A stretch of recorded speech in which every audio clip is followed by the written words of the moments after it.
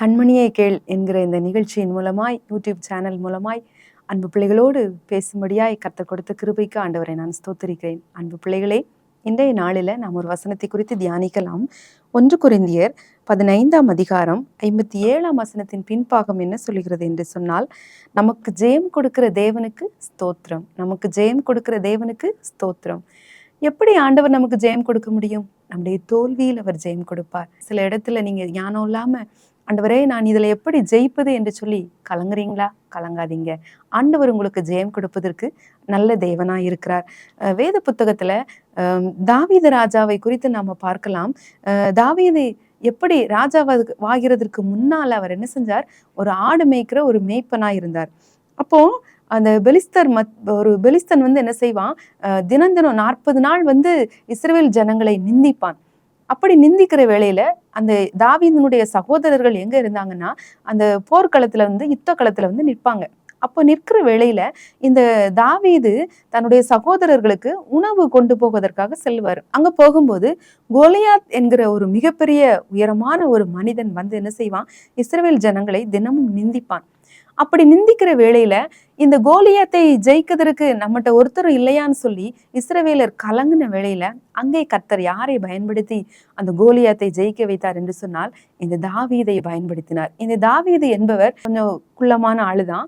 ஆனா அந்த கோலியாத்தோட இந்த தாவீதை கம்பேர் பண்ணும்போது இவரை மிகவும் என்ன செய்வார்? ஒரு சிறிய ஒரு மனிதன் தான். ஆனா அந்த கோலியாத் 10 அடி உயரம் உள்ள ஒரு மனிதன். ஆனா அந்த மனிதனை வீழ்த்துவதற்கு, அந்த மிகப்பெரிய ராட்சதன் போல இருந்த அந்த கோலியாத்தை வீழ்த்துவதற்கு கர்த்தர் யாரை பயன்படுத்தினார்? அந்த சின்ன தாவீதை கர்த்தர் பயன்படுத்தினார். வெற்றி கொடுத்தார், ஜெயம் கொடுத்தார். நம்ம அதை தான் முதலே வாஸ்தவம், நமக்கு ஜெயம் கொடுக்கிற தேவனுக்கு ஸ்தோத்திரம் என்று சொல்லி. அப்படி ஜெயிப்பதற்கு இந்த தாவீதுக்குள் ஒரு 3 காரியங்கள் காணப்பட்டது. என்ன 3 காரியங்கள்? நீங்களும் உங்க வாழ்க்கையில ஜெயிக்கணும்னா இந்த 3 காரியத்தை இங்க பின்பற்றினீங்கன்னா உங்களுடைய தோல்வியை ஆண்டவர் ஜெயமாய் மாற்றி தருவார். முதலாவது, இந்த தாவீதுக்குள் என்ன இருந்தது என்று சொன்னால், உறுதியான தரிசனம் இருந்தது. என்ன தரிசனம்? 1 சாமுவேல் 17ஆம் அதிகாரம் 37ஆம் வசனத்தை நாம் பார்க்கிற பொழுது, தாவீது, என்னை சிங்கத்தின் கைக்கும் கரடியின் கைக்கும் தப்புவித்த கர்த்தர் இந்த பெலிஸ்தனுடைய கைக்கும் தப்புவிப்பார் என்று சொன்னான். அப்போ இந்த பெரிய கோலியாத்தை பார்த்து இந்த தாவீதுக்குள்ள என்ன இல்லை? பயம் இல்லை. நான் ஒரு நாள்ல நான் ஆடு மேய்த்து கொண்டிருந்த போது ஒரு சிங்கம் வந்துச்சு. என் ஆட்டை சேதப்படுத்தாதபடிக்கு நான் என்ன செஞ்சேன்? அந்த சிங்கத்தோடு போரிட்டு நான் ஜெயித்தேன். கரடி வந்துச்சு ஒரு நாள். அப்போ அந்த கரடியை நான் போராடி என்ன செஞ்சுட்டேன்? ஜெயிச்சுட்டேன். இப்போ நான் யாரை ஜெயிப்பேன்? இந்த மிகப்பெரிய கோலியாத்தை நான் வந்து என்ன செஞ்சிருவேன்? ஜெயித்துருவேன் அப்படின்னு சொல்லி இந்த தாவீதுக்குள் ஒரு உறுதியான தரிசனம் இருந்தது. இரண்டாவதாக, இந்த தாவீதுக்குள் என்ன இருந்ததுன்னு சொல்லி பார்த்தோமானால் ஒரு விசுவாசம் இருந்தது. இந்த கோலியாத்தை நான் எப்படியாவது ஜெயித்து விடுவேன், கர்த்தர் என் கூட இருக்கிறாரு, ஜீவனுள்ள தேவன் என்னோடு இருக்கிறாரு, என்னை ஜெயிக்க பண்ணுகிறவர் என்னோடு இருக்கிறாருன்னு சொல்லி ஒரு விசுவாசம் இந்த தாவீதுக்குள் இருந்தது. அன்பு பிள்ளைகளே, ஆண்டவர் உங்களை ஜெயிக்க பண்ணுவார் என்கிற ஒரு தைரியம் உங்களுக்குள்ள இருக்கிறதா? கர்த்தர் என்னோடு இருக்கிறார், இயேசு என்னோடு இருக்கிறார், என் தேவன் என்னோடு இருக்கிறார், இந்த சூழ்நிலையை மாற்றி என்னை ஜெயிக்க பண்ணுவார் என்கிற ஒரு நம்பிக்கை, ஒரு விசுவாசம் உங்களுக்குள் இருக்கிறதா? இல்லை என்று சொன்னால் இன்றைக்கு நீங்க ஆண்டவற்றை கேளுங்க. ஏசப்பா, எனக்கும் இந்த தாவீதுக்கு கொடுத்த அந்த தரிசனம், தாவீதுக்கு கொடுத்த அந்த விசுவாசத்தை எனக்கும் தாங்கன்னு சொல்லி கேளுங்க. மூன்றாவதாக, இந்த தாவீது இந்த கோலியாத்தை ஜெயிக்கிறதுக்கு அவனுக்கு என்ன இருந்துச்சு அப்படின்னா, ஒரு விசேஷத்தை ஞானத்தை கர்த்தர் கட்டளையிட்டு இருந்தாரு. எப்படி? 1 சாமுவேல் 17ஆம் அதிகாரம் 5-6 வசனத்தை பார்க்கிற பொழுது, அந்த கோலியாத் என்ன போட்டிருந்தாராம்? தலையில வெண்கல சீரா போட்டிருந்தாராம்.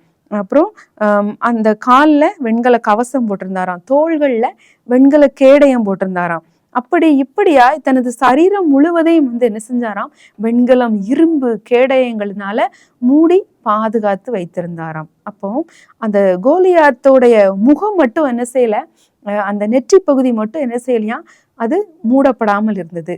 அந்த அந்த இடம் யாருடைய கண்ணுக்கு தெரிந்தது? தாவீதினுடைய கண்களுக்கு தெரிந்தது. உடனே போனாரு, ஒரு 5 ஆற்றோரம் இருக்கிற 5 கூழாங்கல்லை எடுத்து சுற்றி கரெக்டா நெத்தியில படும்படியா வந்து என்ன செஞ்சிட்டாரு?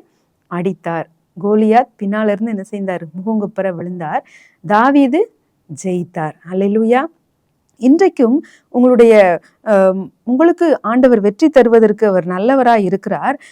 உங்களை ஜெயிக்க பண்ணுகிற தேவனாய் இருக்கிறார். இந்த வெற்றியை நீங்க அடையணும் அப்படின்னா, நீங்களும் ஜெயத்தை பெற்றுக்கொள்ளணும் அப்படின்னா, நீங்க என்ன செய்யணும்? தாவீதுக்குள்ள இருந்த அந்த தரிசனம், தாவீதுக்குள்ள இருந்த அந்த விசுவாசம், தாவீதுக்குள்ள இருந்த அந்த ஞானம், இந்த மூன்றையும் நீங்க ரகசியமா செய்வீர்களானால், இந்த மூன்றையும் நீங்க ஆண்டவர்கிட்ட கேட்டு பெற்றுக்கொள்வீர்களானால், உங்களுக்கும் ஆண்டவர் ஒரு ஜெயத்தை கட்டளையிடுவார். இந்த நாள் உங்களுக்கு ஒரு ஜெயமான நாளா இருக்கும். கர்த்தர் தாமே உங்களை ஆசீர்வதிப்பாராக. ஆமென். God bless you.